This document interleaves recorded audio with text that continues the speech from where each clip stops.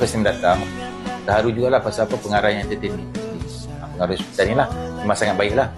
Tak ada asisten apa semua, doktor-doktor semua bagus.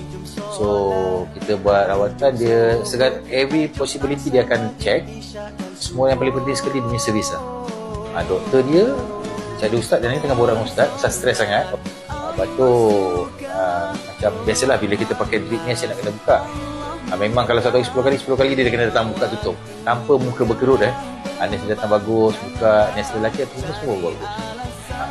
Okay, just nak bagi tahu doktor thank you. Bukan doktor je, masuk nurse, bukan nurse dia tukang sapu pun bagus. Okay, you rasa macam di rumah tinggal dekat sini. Lepas tu paling best sekali sebelah tu masjid tau.